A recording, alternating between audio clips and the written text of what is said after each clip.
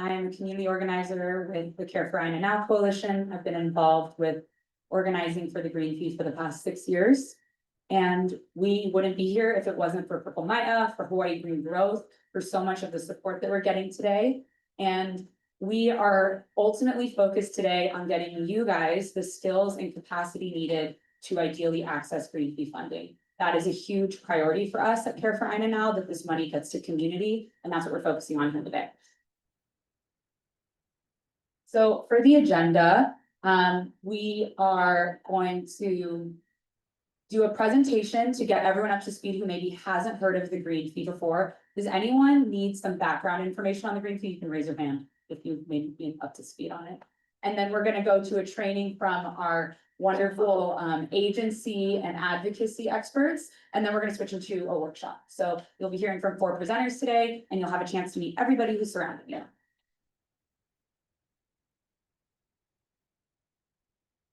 Okay, so who is Care for ʻAina Now?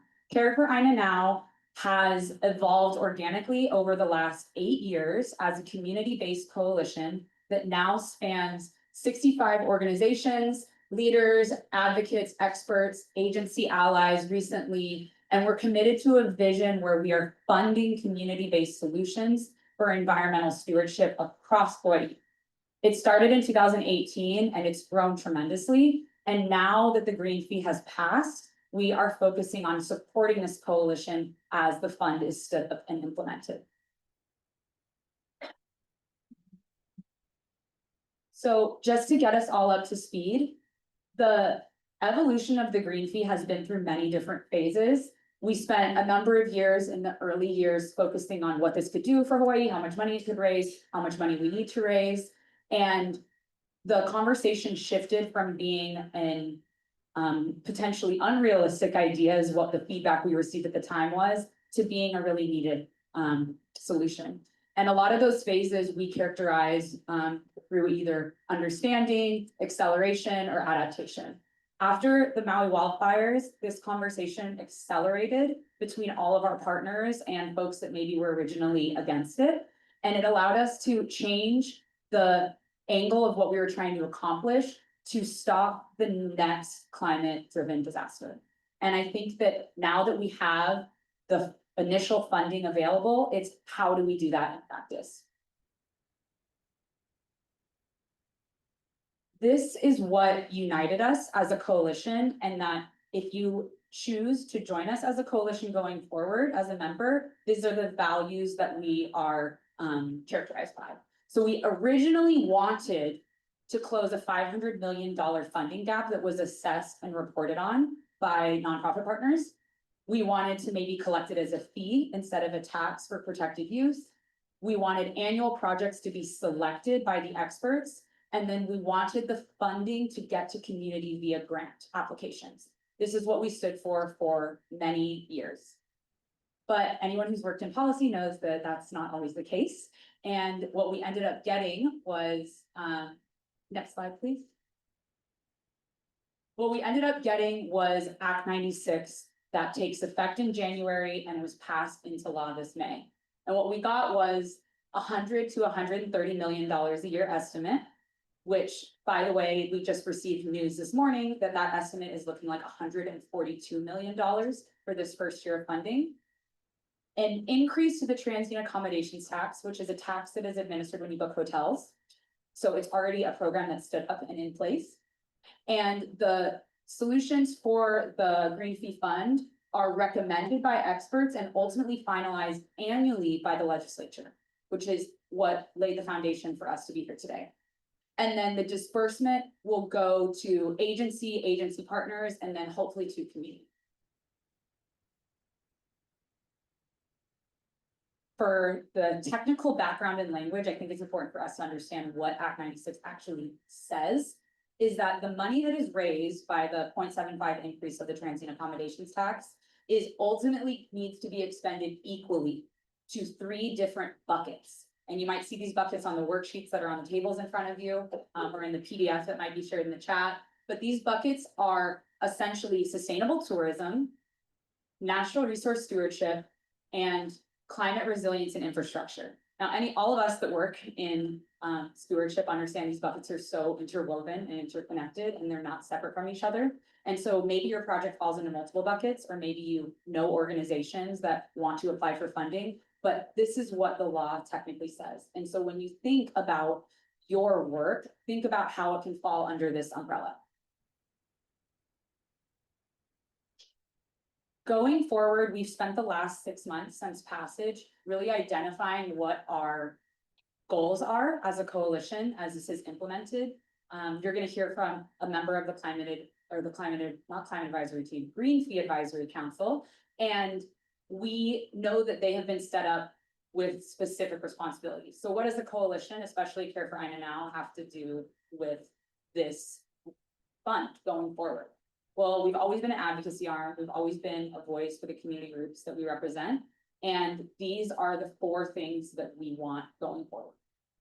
We want to make sure that there's a co-management element to the fund, that agencies are working with community groups. They already do this, but if there's not necessarily a grant program explicitly stood up, we want to ensure that community groups have a voice in stewarding their resources, because they're the ones who are out there every day working hand in hand with collaborators and working in the environment. We want there to be an advisory board, which we got, made up of experts that come from backgrounds in industry and conservation and community groups. And we want those advisory board members to have a say in where the funding goes. And we have a lot of progress to report on that today.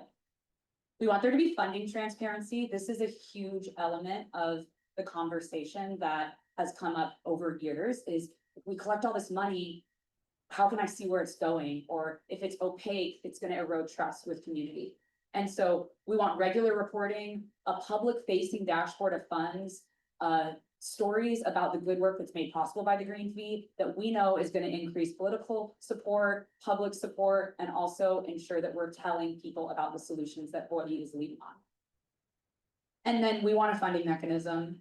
We want to be able to distribute funds to small and mid-sized community groups. And this seems to be a focal area for our coalition now, and actually a focal area for this workshop today is what we're going to be focusing on. So we're going to be in an advocacy role, and can I show a raise of hands? Has anyone advocated down the ledge before? Yeah, I feel like we have about half.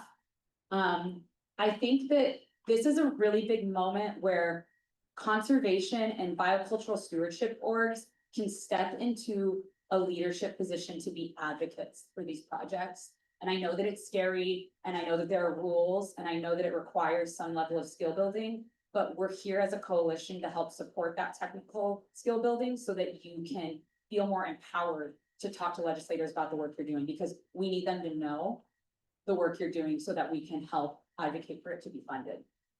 And during this implementation phase, we're also going to be supporting the Green Fee Advisory Council.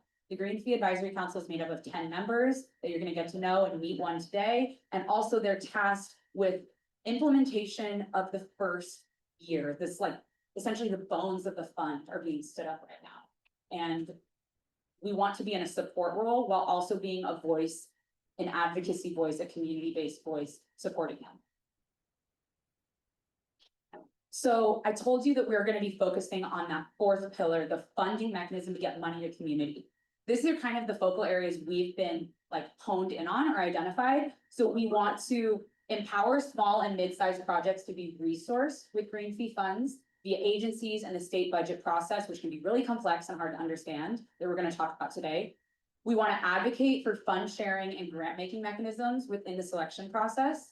And then we also want to provide resources to evaluate projects in alignment with community and Green Fee priorities. So a little update is that the last handful of months we've been focusing on number 3 is to create templates or rubrics that allow the advisory council and anyone involved in the Green Fee Fund to prioritize projects. Some of the elements we identified with fund oversight experts is environmental justice, serving underserved communities, serving climate risk communities, making sure that the project is able to be implemented, making sure that the organization has capacity to implement the project that they're proposing, and other elements that are going to be shed, or light will be shed on by the advisory council during coming webinars.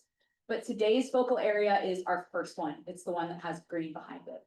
We want to empower you all who are participating in this training to know how to get green fee funding through the state budget process, through RFPs, and through contracting with agencies. Can I just see like a show of hands? Has anyone been contracted with a government agency before as a nonprofit? Yeah. Huh? Yeah, it's a skill that's required to learn about, and probably the first time you did it, it was maybe a little complex. And I know that I come from a background in grassroots organizations, and many of them haven't done that before. And so this skill building training is ideally a crash course for you. When that RFP gets posted, you know what to do. So I'm going to invite a friend, Carmela Rizuma, to come up with her snacks and provide an update from the Green Fee Advisory Council and introduce you a little bit to what their work is in this role. Thanks, Marissa.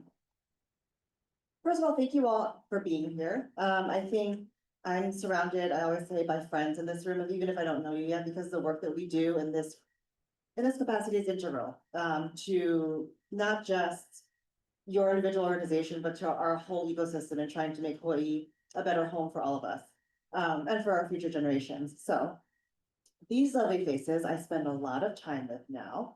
I joked this morning that I have like a patch of gray hair as a result, but it's a loving patch of gray hair. So we are the Green Fee Advisory Council, made up of 10 members appointed by governor to, as Carissa was mentioning, create recommendations for funding, and governor will include that in his supplemental budget request that will be submitted to the legislature. And, you know, we're going to do our thing and hope, you know, that all goes according to plan. But right now we're in this critical moment. I think many of you saw that we had a portal open until November 1st, where we were looking for ideas from the community. And thanks to our communications experts in a room and around us, we were very clear that it is not a pathway to funding. It was just to solicit ideas from the community as to what you all want as part of green fee funding. And yeah, we have, I want to say we're cleaning the data, and right now we have over 600 submissions of ideas from the community, which is wonderful. We are so excited, and we collected and aggregated the ones that the CAN Coalition put together as part of their survey. And so now we're in this critical moment of, we have all these projects. We've worked diligently for the past, how long have we been around? About 2 months to create a rubric, the rubric to meet all rubrics that will essentially take all of the project ideas, move them through this criteria that Carissa mentioned. The CAN was integral in creating this rubric, which I think I made the joke where it's like kind of a transformer, because pretty much everyone in our world who has a rubric shared their rubric, and we kind of amassed it to what made the most sense for this project. And if I'm being candid and open, you know, when we as the advisory council were looking at it, it is a rubric that was meant for something like a big RFP with a lot of details. And we had to adjust it slightly, if I'm being purely transparent, because a lot of the information that was submitted via the portal or via the CAN survey, we didn't have tons and tons of, it's rolling virtually, but we didn't have tons of information to work with. So we are just trying to meet everyone in the middle, or meet the information in the middle. And so plug, and I think this is probably in a slide, but next week, Thursday on the 20th, we're having another webinar where we're gonna essentially introduce this rubric to the community. And one of the things that I always say is, you know, we are our toughest critics as a council, because we are of and from community. We've applied for many RFP for a grant. So we are the ones that are like, is this grounded in community? Is this accessible? Is this fair? And so trust that I've lost sleep, not to be dramatic, but trying to make this really something that's gonna be a pillar in this work, and we'll assess all of the different project ideas. And to backtrack a little bit, we were given 2 tasks by the governor. One is to create the rubric, create the criteria, and 2, to pick the project. So right now the rubric has been created. It has gone through very many versions, V1, V2, V, now it's in its final shape. It'll be revealed next week. And one of the things that I was hoping for that we didn't do, and a lot of the folks on our council said, we wish we were able to get that out sooner, but we only got about 6 weeks. So we, you know, did it as fast as we could. We'll share with the community, but again, trust that it was an amalgamation of all the things that we already know, and trust as like gold standards for rubrics and for criteria. So that part's done. And so now we are in the process of moving through those 600 projects, moving them through the criteria, and then figuring out what the priorities are. And we're working through that as a council. We've all just been assigned this morning our roughly 200 projects to review in the next 4 days. And so I'm not even exaggerating. And so, we are moving through that diligently and working as a collective. And we have, and as you can see from this group, we have folks that are from, ʻāina stewardship organizations, we have folks from climate resilience, some folks from the industry, the visitor industry. And so everyone brings their level of expertise, to be able to review this and also lend insight to, kind of like, for example, I didn't know what a hurricane tip was before all this. Now I know. And so we have an expert on there who will be a better person to assess those kind of projects. And so we are a group of minds and hearts working together as diligently and as intentionally as we could to move this work forward. Yeah, that is currently where we're at. And so I just wanted to plug again next week, November 20th, what is our website? Oh, next slide. I should know this better. We have, love this. Okay, yes, virtually next week. So this is the QR code to sign up. I love the QR code. But yes, we will be talking for an hour about the rubric, about the criteria and where we are in the process. And so would love for all of you to join us virtually. I think the last webinar we had 300 to 400 people attend. And again, all of us, and I'll speak for myself and from the council, we're all really grateful to be a part of this work. We know that it took a collective effort to get us here, and now this is the hard part of figuring out where the priorities are, because ultimately we all know that the need is great, but we also understand the importance of this work and making sure we do it right the first time around. So thank you for being here. Anything else? Any questions you would like to add?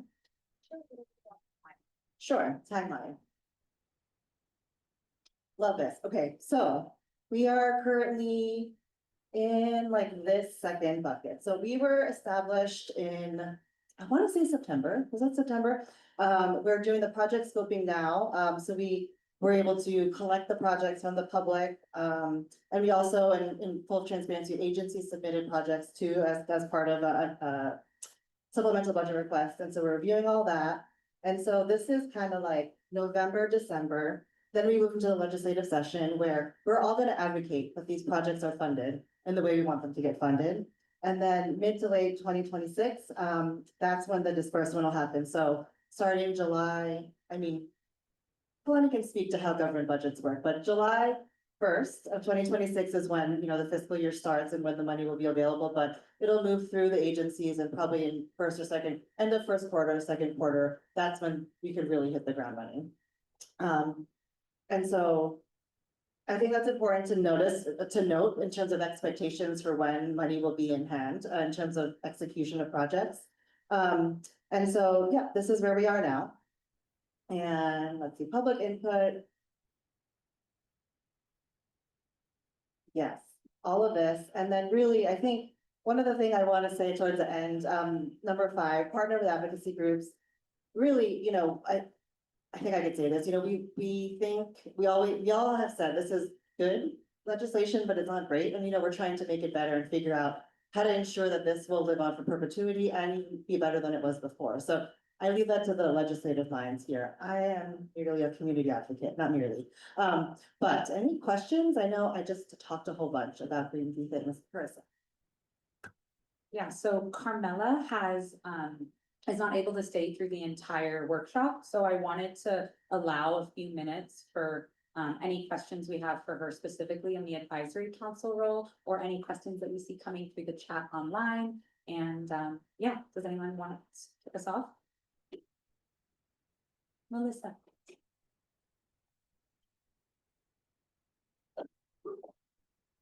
For the virtual folks. Aloha, Carmela. I have 2 questions. One is, what if we didn't put in a project, or what if we didn't put in our best, most amazing idea that came to us now while we're in the shower or driving to work? How do we reach you? Are we still able to, is all lost? Can we see what's already in there? That's question 1. And question 2 is, I thought I heard you say a version of these words, and I'm going to butcher it. We hope what we recommend will be passed in the legislature.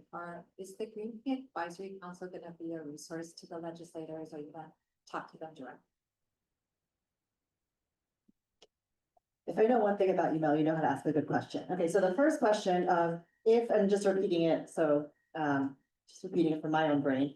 So if we come up with an idea, is it too late? And so if I were to just say the short answer, probably, but I think what I will say in candor is that I would trust that the net was cast wide. We have over, 600 submissions of ideas, and that's from a lot of brilliant minds, right? Not to say that that one idea is not brilliant, but nonprofit groups across the ʻāina, state agencies, individuals. And so I would trust that, so we have probably amassed cast the widest net.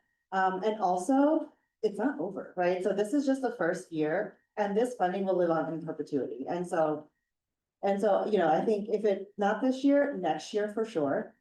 And, second question in terms of, if can't say the acronym, the Green Fee Advisory Council, will be a resource to legislators. So some subset of us are going to be, present and available for legislators to ask questions.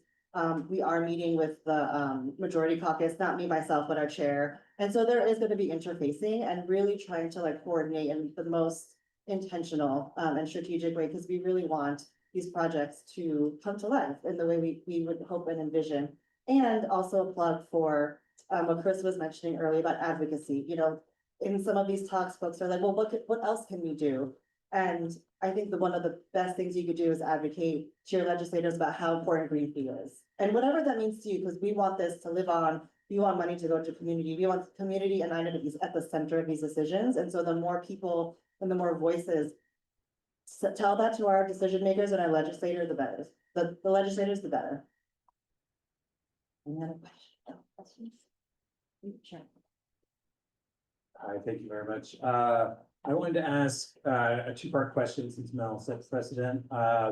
If we're submitting ideas, but it has to be kind of sponsored by an agency, and we don't know necessarily if that agency has buy-in, how will that process work? And then it's estimated, I think it's $100 million a year. How much do they think they're going to spend? Because it's up to the legislators where they approve it. And does that money stay in the fund? Can it be rated by other groups? Yeah. Great question. I was gonna say, it's a perfect segue to our next session where we have agency partners and legislative experts talking about them. Yeah, but did you want to say anything? Well, they're gonna answer way better than I would.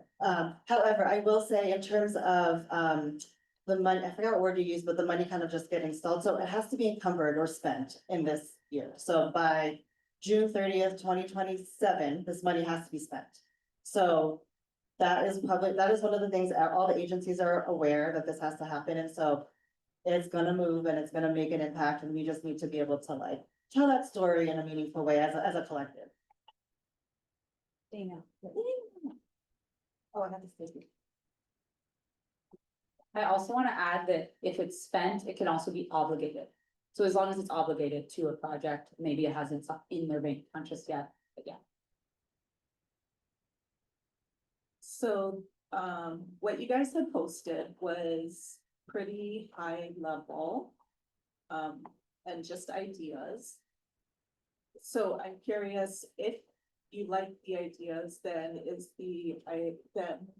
the next step that you would request a full proposal? Or would it just get funded at that idea stage? Great question. So if I could, again, in full candor, as a council, our job or our, is to make recommendations on specific ideas and priorities, and not necessarily, we love idea A executed by organization Z to do this and this amount. So what we're gonna do is look at all the project ideas, which sometimes I wish I were name a billionaire, that could just, fund all the projects. But what we're gonna do is look at the priorities, see how they rank based on the criteria and the score, and then also meaningfully group things together based on priority area. And then ultimately it's up to Gov and the agencies to determine how that kind of cycles back or funnels back into community. And we're there at hopefully at every step of the process. Great question. So Carmela has to step away, but I just want to flag that there's question slips on your table. So if you have any additional questions that we don't have time to answer, fill them out and we will solicit them to our coalition, to the advisory council and share with them. And also that there's a Q&A session associated with the advisory council's webinar that is taking place on the 20th. So you can get more updates and have more opportunities to ask questions next week. So can we get thank you to Carmela? And so, yeah, we had one question online. Can we do that really? Yeah, of fast? course. Oh, aloha. Yes, I was wondering whether you already knew if the grants would be reimbursement based or lump sum payments. Lump sum payments are definitely preferred by smaller nonprofits with reduced cash flow. Thank you. I love a technical question. Okay, I'll take it. Okay, Mela's gonna talk about it during her session. Love it. Thank you, Thanks, Paul. Paul. Okay, thank you so much, Carmela. Appreciate it. Hope you guys can all join the webinar. We're now gonna switch into the technical portion of our session. So thank you for getting the foundations. And I'd like to welcome Melissa Pavlicek of Hawaiʻi Public Policy Advocates to talk a little bit about what it means to apply for an RFP and navigate the state budget process, because that's what we will all be doing as we try to access a lot of the green fee funds. Thanks, Carissa. I've heard Carissa say that the budget is complex, confusing, and that this is the technical part, and that just sounds literally horrible. So I'm gonna unwind all of that and say, we are gonna have the most fun possible with the most amazing, interesting budget presentation in the history of budget presentations. So I started working at the legislature when I was in my 20s, and that was, just a few short years ago. And I started my firm doing legislative consulting in 2005, thinking, based on that work experience, that I would just focus on bills and public advocacy. I would march down to the Capitol, sign my name on the op-eds, work on bills, and I would leave it to like those other guys, much older than myself, who would do the behind the scenes lobbying and the quiet inserting something into the budget and never show up on the record. But 2008 and the financial disaster that resulted in federal funding sort of dispelled that division. And every state lobbyist had to suddenly become knowledgeable about what was available, what was the federal government doing, and then COVID. So anybody who thought they were a state government lobbyist realized pretty quickly nothing was going to happen at the state if money wasn't provided by the federal government. Here we are today. 2025, we have a bill that we fought hard for, and we marched on the Capitol, and you saw the amazing pictures from Carissa. We got it settled, and the whole thing hinges. The reason why we're here, we want to find out how to get money from responsive requests for proposals. How do we win bids for this money? Is it going to be reimbursable? Is it going to be a lump sum? Where is it going to come from? But there's one big important thing that has to happen first. And that's the legislature has to approve the budget. So if any of us thought the work was over, if any of us thought this was all about the bill, no, it is about the budget, because everything that is proposed on the spending of this money by the amazing Green Fee Council and Advisory Council, I know they're going to do a wonderful job of recommending things. The legislature could say, thank you very much, Green Fee Advisory Council. We're done. We're going to start over and do our own thing. And so it's really important for all of us to get together and like understand what that process is. And as Carissa said, advocate for this, not just keeping the money, keeping the bill, but that it is spent well. It is spent on things we want. And so here's a few things that I wanted to go over today. Who's going to make those decisions? This is not complex stuff. There's like 6 or 8 people that are going to make those decisions. And if I know one thing about being in a room of Hawaiʻi people, these are our aunties, brothers, sisters, cousins, neighbors. We know those guys, and they listen to people they know. And the more we put in voluminous emails and social media and mass advocacy, the more those relationships are so important. So if we can be teed up to say the right thing to the right person. One year I was advocating for early learning for children.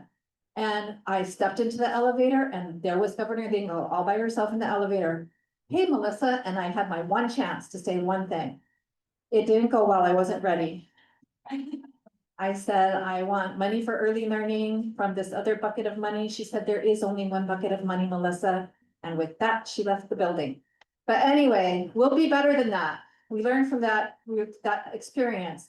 And we talked about these buckets of money, and I want to talk about that today in this presentation. And I'm gonna go kind of quick because I was telling Carissa, and I think I was telling Emma, my husband once sang in my son's choir for the Father Day.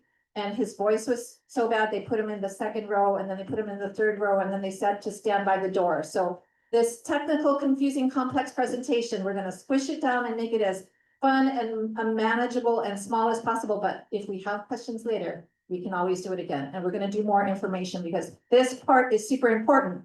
Or there won't be any RFPs, there won't be any reimbursable, there won't be any lump sums. Because the legislature could take all of that money and do something completely else with it. There's nothing to stop them. So everything we do here is gonna be really important. What can we do to ensure that good projects are funded, and how do we know what the good projects are? Want to talk about that? Can community advocates make a difference? Absolutely. People in this room I know have passed amazing, important, groundbreaking legislation, and not just the green fee. Everything they know about that stuff, we need to apply it to this. It's not that complex. It's the same stuff. It's just knowing when to do it, and that's what we're gonna talk about. And it is not too soon. And if we don't start doing this until session starts in January, or we wait to the first budget hearing, what month is the first budget hearing? Give me a month. March, that's it. If we wait until March and then we see what's in those 800 pages of the budget, and then we pick up and say, wait a minute, I don't like that. That's way too late. Every year I get emails. Melissa, please support my issue. And I'm like, that budget came out yesterday. You can't do this again until next year. So we're gonna be ahead of the curve. Okay, let's move on.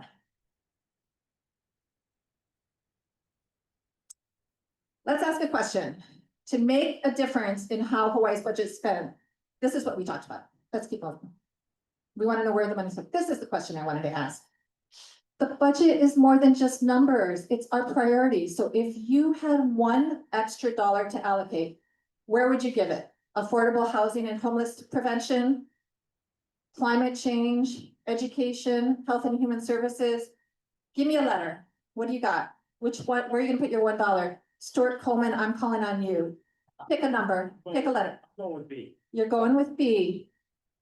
What would you like to ask? I'm sure everybody in here is going for B, but my point is, we got some challenges because we got a big budget, and we're gonna talk about how big it is, and we got a little bit of money. 142 million sounds like not a lot, but not when you think of the need. So what kinds of things would you need to know to even answer my question?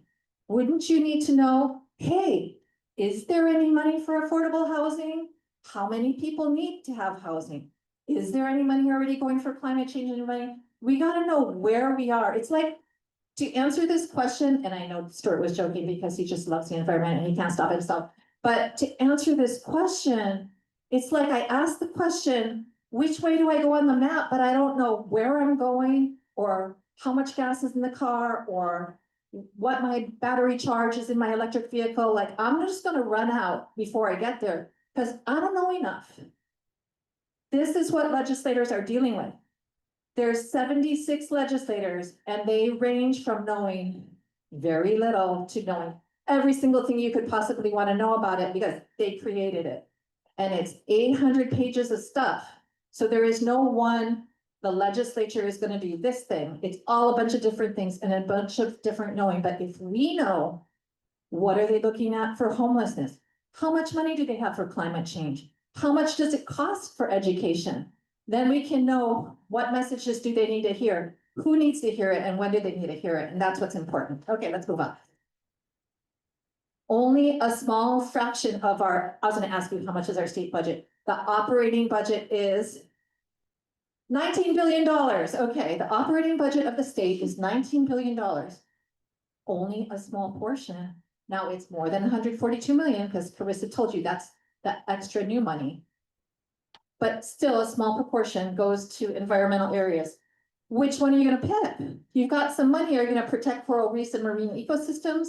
Restoring native forests, climate adaptation, clean energy? Ted Bolin, what are you gonna say? I'm gonna say coral reef. Those are my plans. They're just answering my questions and they're not saying, I can't answer that, Mel. We can't answer that. The Green Fee Advisory Committee is gonna come up with a recommendation, but every one of those 76 legislators have a different answer. So how's that decision gonna get made? Are they gonna go 76 people's voice weighs equally? Is that how the legislature works?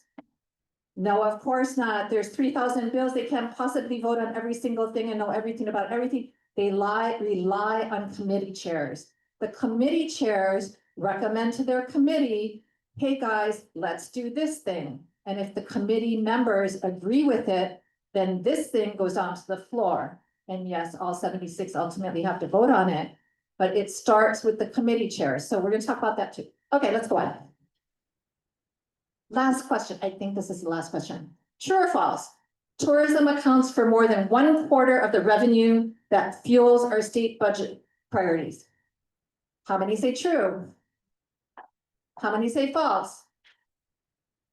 How many don't know? How many are tired? Who many? Yeah, you don't know.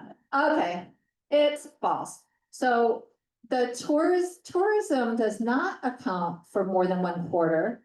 What is the biggest source of revenue for Hawaii? Where does the money come from? Feds, that's about number 3. What's higher than feds? Where's the money come from? The state budget? Taxes. What kind of taxes? What's the number 1 source of money? What kind of taxes in Hawaii?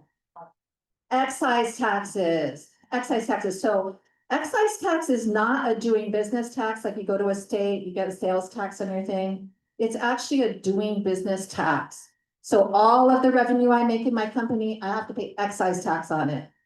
That accounts for 50% of our state budget. It's a big number. So tourists pay excise tax too, but they don't pay enough of it to really outweigh what we pay as residents. The next biggest portion is income tax. The third biggest portion is federal funds.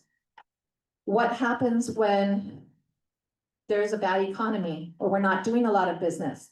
The thing that gets taxed on business is the excise tax. That's the biggest part of the budget. What are we expecting to happen coming up pretty soon? It's gonna be less. What about income tax? Income tax is paid on income residents receive. What's gonna happen to that? It's gonna be less. We also get money from the transient accommodations tax. And this is where a small portion of it is gonna be for the green fee. But it's kind of like when we're advocating for early learning money to come out of the cigarette tax. Do we want to promote cigarettes? Of course not. But we're targeting things that aren't a full stable base. So not only are we fighting these competing demands, we're trying to own our space and protect it from the whole thing coming down. So these are the kind of things I want to talk about real briefly, and some of them we're going to have to punt till later because we don't have enough time to do it all. Hawaii has a unique constitutional requirement. I said I was going to look at this, so I don't have to keep turning my back to you, and now I'm not following my own rule. We have to balance our budget on the projection. What is that and why does it matter?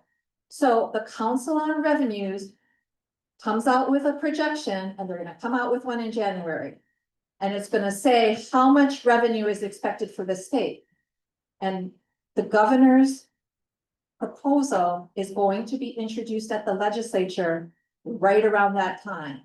So let's imagine for a moment, the governor says, I'm putting a budget for $19 billion in operating money. And the Council on Revenue says, there is only gonna be 18 billion. What happens in the legislature?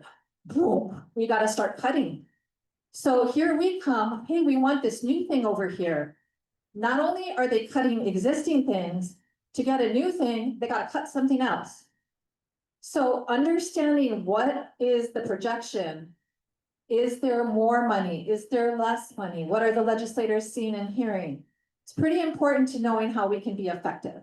So we are gonna watch the Council on Revenues in January, and we are gonna watch the Council on Revenues in March. And Carissa, through the Care for ʻāina Now Coalition, is gonna tell us, they have more money, we need to get in there and ask for it. They have less money, we need to protect what we have and make sure that they're not taking it away from us to go fund other things. So understanding that difference is like pretty important. Okay, let's go on. I'm sorry, go back. We're in a 2-year budget biennium. What this means is the legislature last year, they didn't just budget for that year, they budgeted for that year and the year that starts July 1st. So I heard a little discussion before I started about when do we have to spend this money by, or what happens if there's more? The legislature meets starting the 3rd Wednesday in January. What date is that? January 21st. January 21st, write it down, January 21st. Legislature starts on January 21st. The budget will be finished by May. The governor will have to sign it by the end of June, and the year starts July 1st. That's when the clock starts ticking on spending anything they approved. But if all we did today was talk about how are they gonna spend it when they're approved and if we're gonna get any, we missed the whole ball game, which was protecting that money and making sure there's enough of it that we get some. That's what we need to do from now until May. So when they set that budget for next year, starting July 1st, they didn't know about the green fee. They didn't have the green fee. They weren't thinking about the green fee. But they were thinking about natural resources and environment. They were giving some money to the Department of Land and Natural Resources. They were giving some money to Department of Health for cesspools. They were giving money for some things that we like and support. And if what happens in this legislative session is they take that money and give it to us over here in the green fee, that's a fail for us, because this money is supposed to be more. So if we don't know what that money is and this money is, we're gonna end up going, oh my God, we're so lucky we got money, but no. That's a very like circuitous way, and we're gonna not be successful if we don't know what's already there. So we need to look at this year's budget and understand it. Again, we're not gonna have time for that, but we are gonna be available for it. The governor has the power to line item veto. What does that mean? He can cross things out. So I asked Carmela, are you as a Green Fee Advisory Committee going to advocate for things to the legislature? And she said, yes, some of us will be a resource. Well, those people were appointed by Governor Green. And when Governor Green gets that budget and sees a bunch of stuff in there that he didn't like or support, or that the Green Fee Advisory Council wasn't thinking about, he can't go move it around to stuff we like, but he can't get rid of it. So continuing to talk to the Green Fee Advisory Council members, the governor and his staff is very important to be protecting this. Luckily, they talk to us quite a bit and it's pretty amazing. So this knowledge will help us be more effective. I know it will, because we'll have right messages, right time. Let's go on. Where does the money come from? I already talked a little bit about it. For some reason, I feel like this is not where the money comes from. This is where the money goes to. So our money, if I could, call that green fee money, our money, that 142 million, it's not going into a special fund. It's going into the general fund. And the general fund is where most of the money is spent for the state. It's getting all mixed up into there. There's no protected special fund. So Stuart asked, what happens if we don't spend it all? It's getting spent. There is nothing to stop it, and it's not getting held over. So let's move on. Where do we spend it? So the bulk of the money is spent by the Department of Budget. This is for many things. Department of Education, 24%, Human Services, 14%. But this yellow portion, 9%, 9.7%, that's the majority of the departments that we care about. They're in that other. That's like a small slice. So when you go, excuse me, Senator Dela Cruz, you're the chair of the Ways and Means Committee. I need to talk to you about my project. And it's like 1 million, 2 million, 3 million, 4. He's like, hey, that's barely a teeny tiny slice of this. I don't worry about how to spend all this other money. So getting together and talking about bigger bucks of money we want money for coral reefs. Ted's gonna lead us down there, and all the groups who want money for coral reefs, we're gonna go in for that, because talking to him about a 20, 25, 35 million dollar thing with many of us underneath it is better and easier to get their attention than to say, I have a little, and I'm sorry, $1 million is not a little money. I recognize that it's super important and very big, but when you're looking at $19 billion, gets kind of small. Okay, let's move on. Everything I've been talking about so far is the operating budget. Is it just me or is it pretty warm in here? Sorry. The operating budget, $19 billion. Kalani asked me, well, are we gonna talk about the budgets? Budgets. Yes, there's a capital improvement project budget. And a lot of that money is stuff we care about, we're interested in. This is to make sure that we're not building roads or constructing buildings, putting new construction on the shoreline. We care about all those capital improvement projects, but the green fee money is going into the general fund. The capital improvement project money is funded through special funds and general obligation bonds. And we do not have the authority within that green fee money yet to do that. So I have a hunch, most or all of the money, the 142 million, is not going to be spent in the capital improvement project money.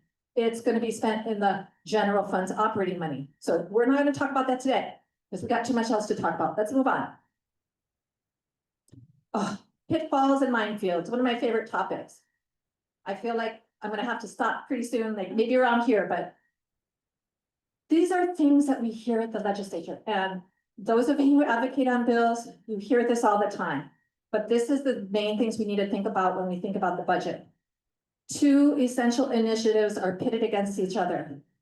Ted goes in with some coral reef folk, and he's got 5 of them. And a senator says to Ted or to them, well, you guys add up to $20 million. I've only got 2. Y'all decide and come back to me. If we allow ourselves to be pitted against each other, we all lose. We cannot answer those questions. We can't go in individually and say, pick my thing, don't pick their thing, because we won't get anything. We have got to stand firm and stand together. Another pitfall, advocates have to get on the same page. We don't have to get on the same page from the legislators' viewpoint. That's another thing they tell you to make you go away, because there's some of us that aren't gonna get on the same page. I'm advocating for us to align and not compete with each other. But if a legislator tells us, you guys go away and figure it out, no, we have to stand up to that and be together in our own way. Departments are sometimes told not to ask for much. Or another one of my favorites, pigs get fat, hogs get slaughtered. I don't even know what that means. I did not grow up on a farm, but I think it means we can't be greedy. And so legislators will say, and I heard somebody ask me this the other day, I was told in my department, I can't ask for that. I have to make it small, or we're gonna run afoul of what the legislators want to.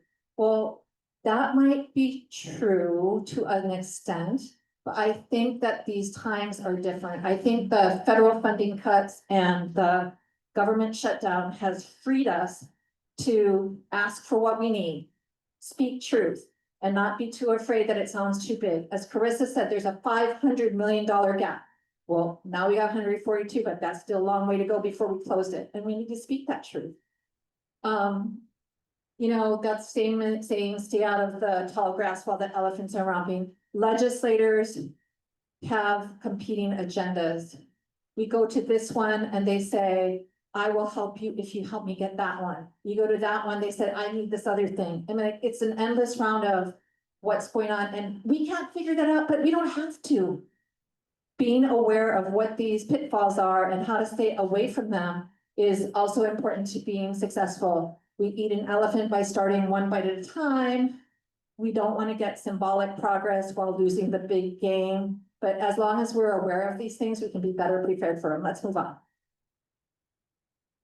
My number 1 rule of all things is first check if it's true. And I won't go into my stories that develop this, but we'll hear things in the legislature. You're not getting the 142 million, you're only gonna get 92 million, and we're gonna run around and do a bunch of work. first check if it's true. And Carissa and the Care for ʻAina Now Coalition is a good place. And as are all of us who are involved in it to check and we can find out. But before we react, before we put things on social media, before we go talk to legislators or tell each other, oh my God, it's over, check if it's true. Okay. This is the basic budget timeline. So this summer, the departments, and I know Emma's gonna talk to us in a minute, from DLNR, put in their budget requests. Those are getting finalized now, and the departments will find out what budget requests that they made it into the governor's supplemental budget request. Why is it called a supplemental budget request? Ted Bolin? It's the second year. This is the second year of the biennium.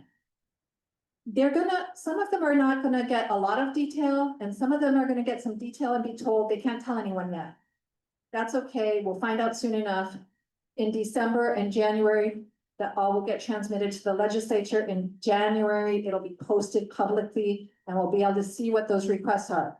It won't have a lot of detail, it won't mean a lot, because it's still gonna keep changing. But we want to look and find out everything that we can, and then we're going to ask our agency partners to help us decipher it. We're going to try to discern, did they take it from here and give it over there? Because that's what's going to drive our messaging. And then we need to show up at legislative hearings on subject matter related to our bills. So if we just wait till that budget hearing in March, that's really a long time. We're going to be looking at the bills that are introduced in January and February and all the hearings and showing up, contacting our legislators, writing letters, etc. Okay, I feel Carissa creeping up on me. Let's do a couple more things and then we'll turn it over. Let's just keep moving. So I guess I want to say the governor's recommendations are being formed by the Green Fee Advisory Committee. The legislators also are thinking, what am I going to put in that budget? What do I want to advocate for in my community? And if we know today through our workshop, what we want to see our legislators putting in, we can talk to them today, tomorrow, next week, next month. This is our time. They aren't in session yet. We should be writing to them, calling them, talking to them. Let's go. Next one. This is the legislative calendar. I just put it up here to remind me that the budget hearing dates are different. So you'll look down here in March, it says budget decking. This was last year's date. March 10th, that means they have a hearing the week before. And all that other time has no other green on it. The budget isn't even heard until way down here. But we're not gonna wait for that. We're gonna get in it now. Okay, moving on. Who are the decision makers? We'll post this later. It's not just 6 people in the legislature because all this time is going on. So the executive branch agency and their staff members, the attaching in, these all have influence, but so do we, community members, media. We have an ability to make a difference too. So let's move on. I'm gonna just end it on this slide.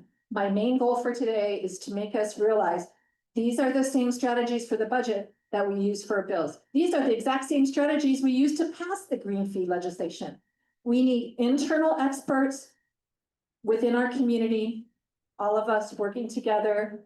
We need external champions. We need those legislators. When they're in the caucus room, we're not there. They need to speak out. So we need to be talking to them.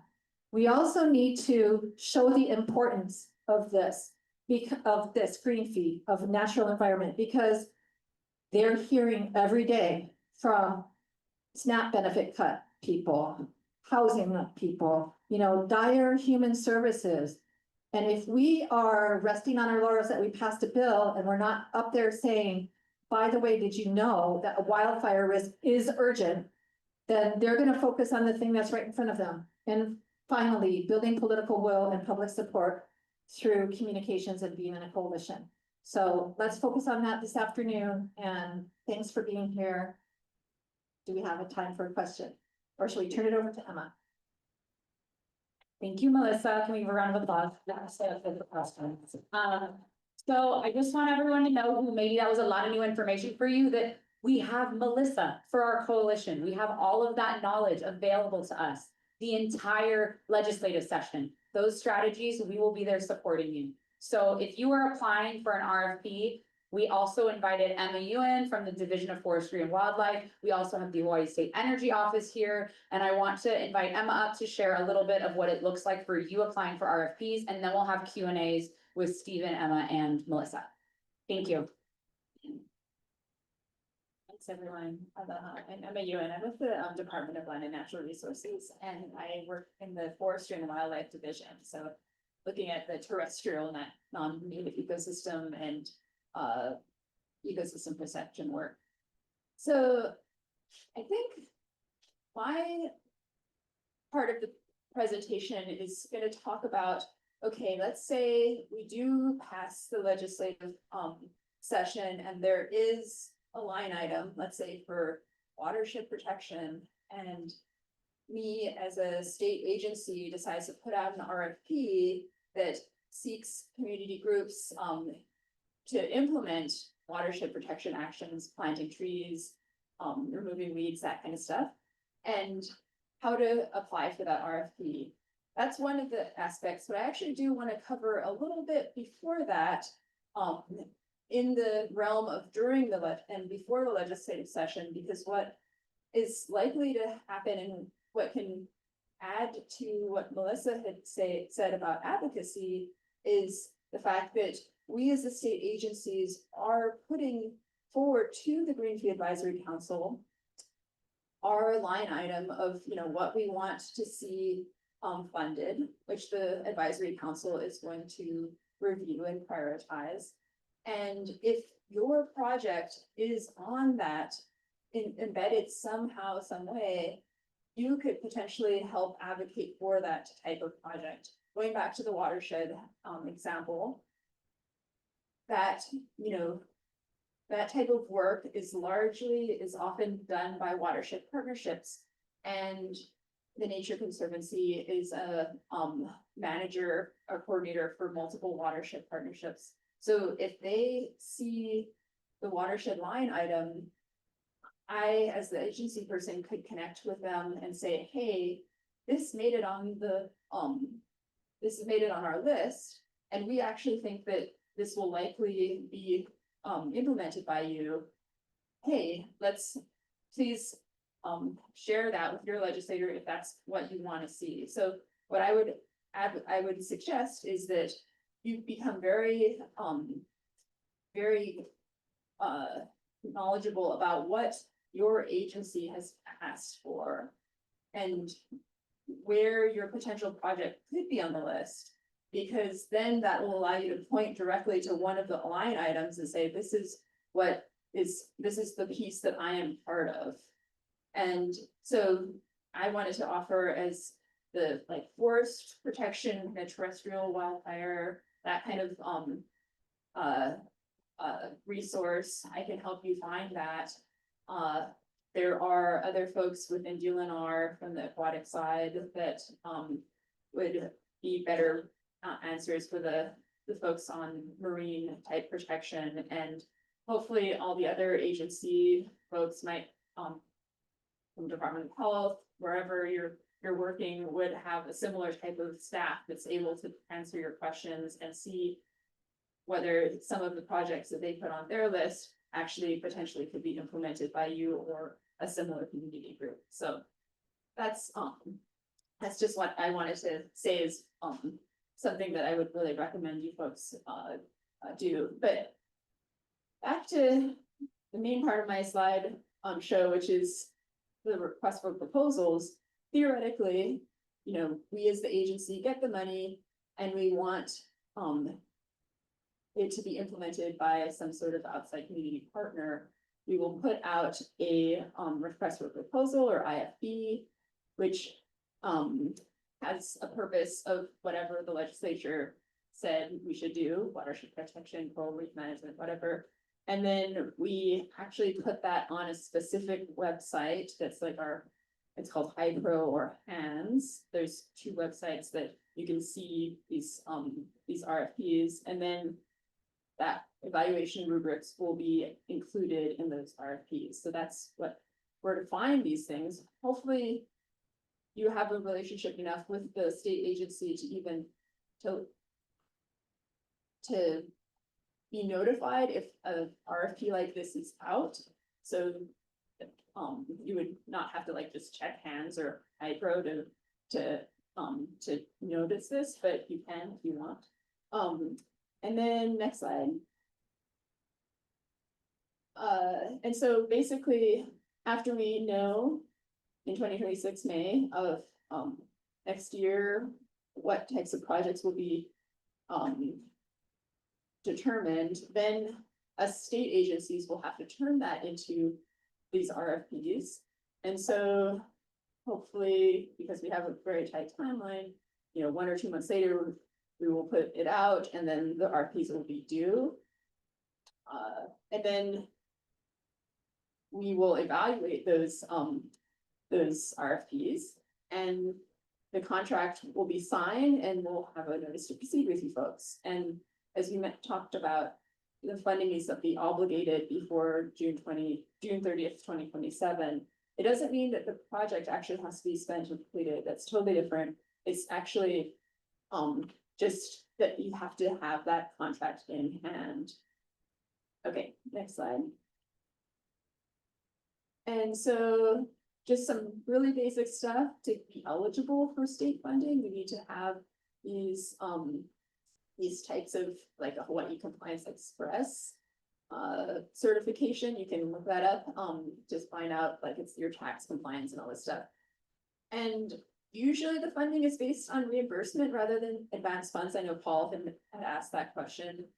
It is somewhat up to the state agency to decide those terms though, and whether they do want to front the money and say, okay, we can advance you a little bit or not. And that's something that as a state agency, we have to kind of decide what we're comfortable doing. We often require liability insurance, especially if you're completing on work. And another thing to get in ahead of time is make sure you have your landowner approvals and compliance, if you are going to work on someone's land. So I think that's all I have. Is there another slide? I can't quite remember. No, I think that's it. So here to answer questions.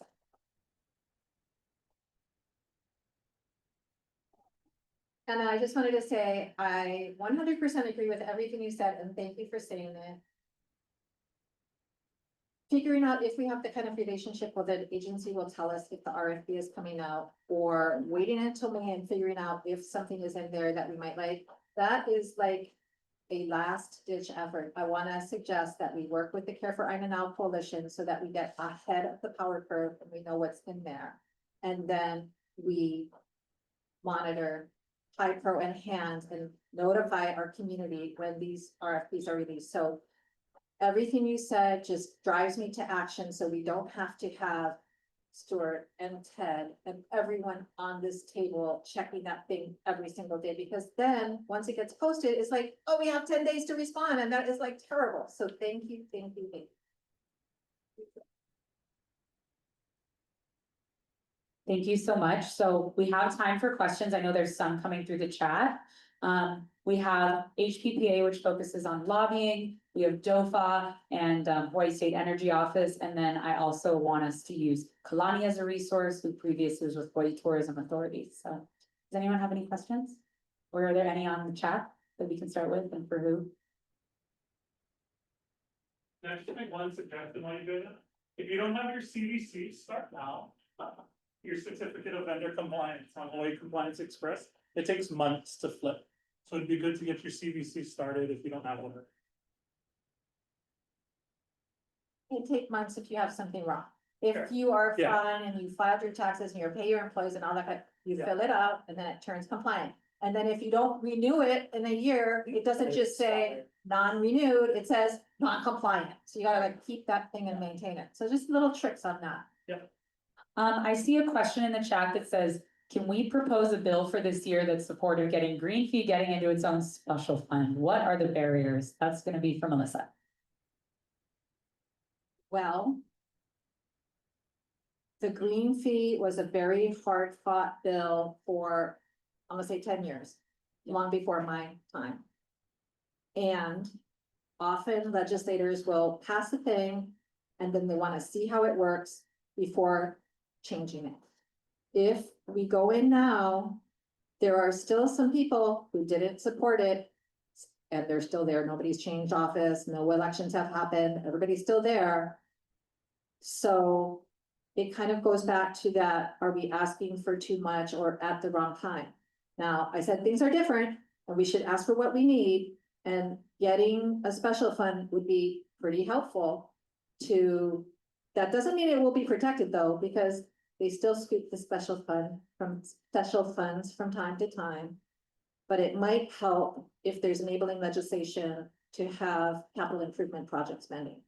So I think it is very much on the mind of many advocates. And if, for example, Governor Green was to introduce something, we would almost certainly get behind it.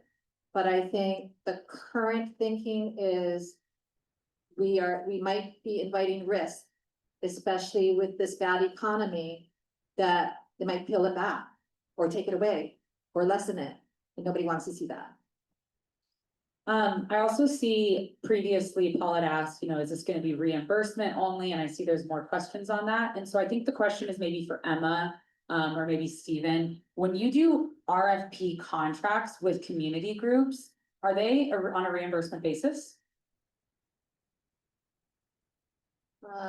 Often they are, yeah.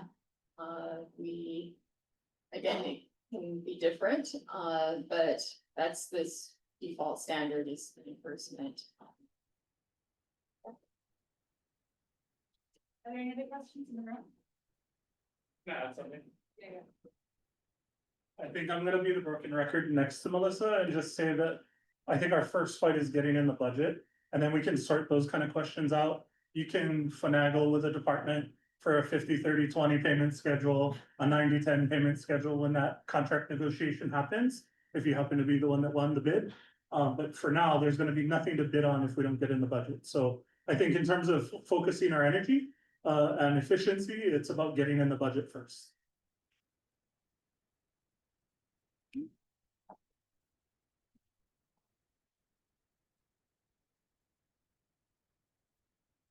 Steven, State Energy Office, I totally agree with that sentiment.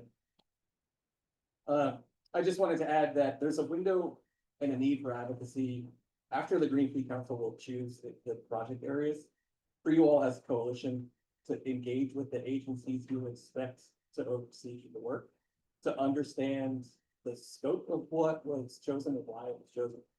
There's a very real chance in all the different timelines that we've seen so far for a concept to get from what you all submitted down to execution, and it looked very different or not actually fund the things that you all were expecting it to fund.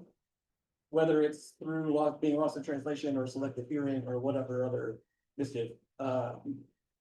So once it's selected by the Green Fleet Council, and you think that you see something in the budget, you have a few months while you can still talk to agencies before the RFP comes out, so that you can educate them on what you all expect to see in that type of work.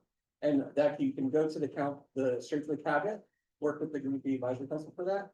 But also with people like myself and Emma and others at the execution level within the agency, so that we understand the value of the work that was proposed, why it was selected, and what you all are expecting to see. Because those will work their way into the procurement documents.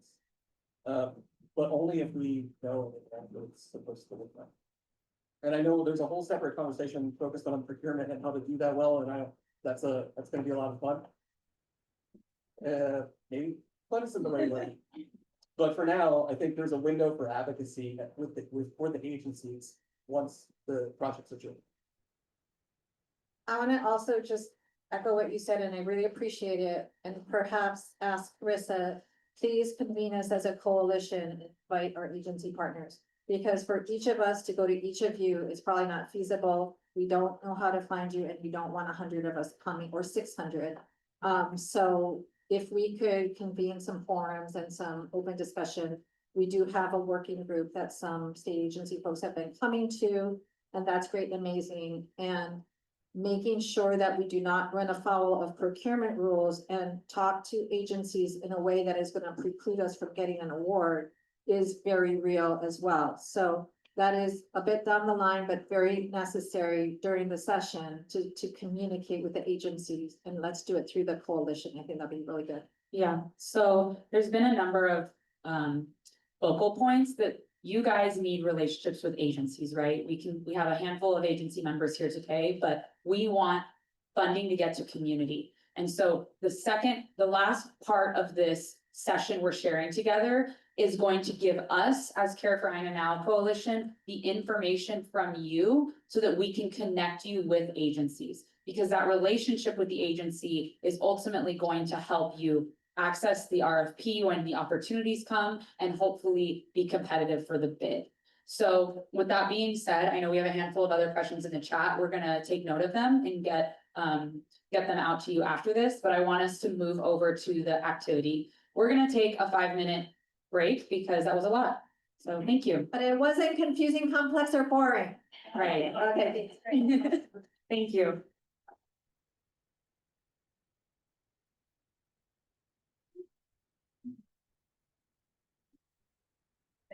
It's estimated to be 142 million. Is that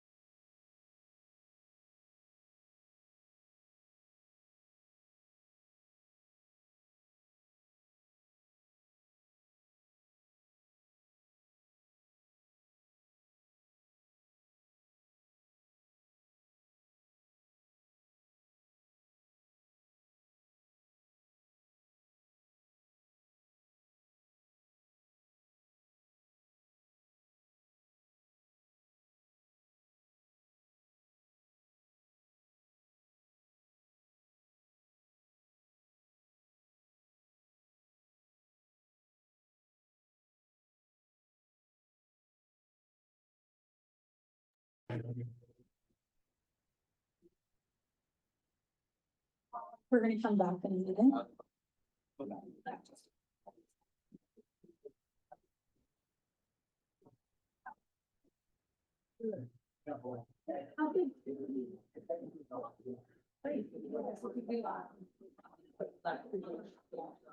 Yeah, and the proposal stuff. The note.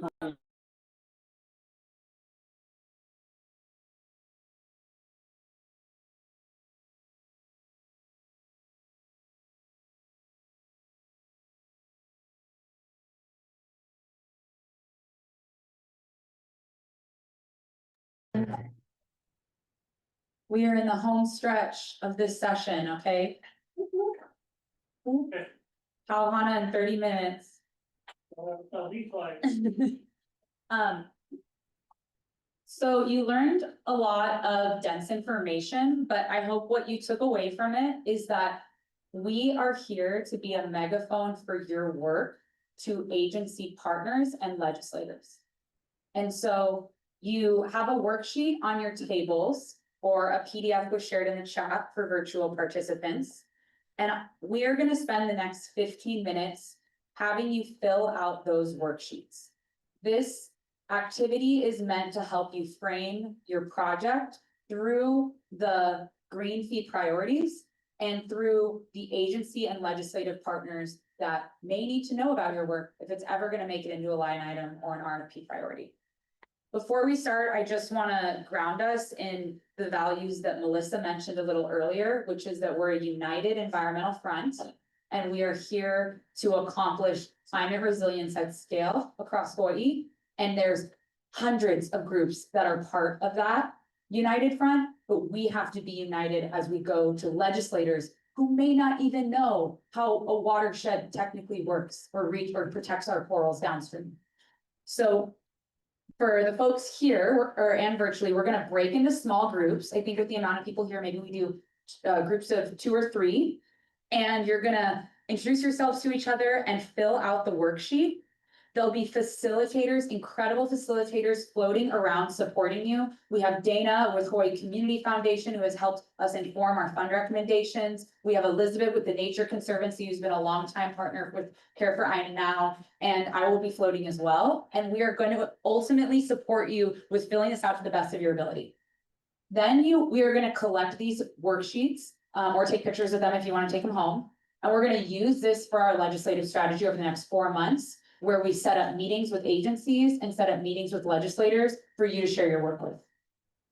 So you guys are gonna fill it out. Just pick one project that your organization focuses on to use for the worksheet, and we can talk about others down the line. And then we're gonna have a little bit of time for a few folks to share out, and we're gonna come together around 4:15, 4:20. So thank you, and virtually, I think you guys are gonna be placed in a breakout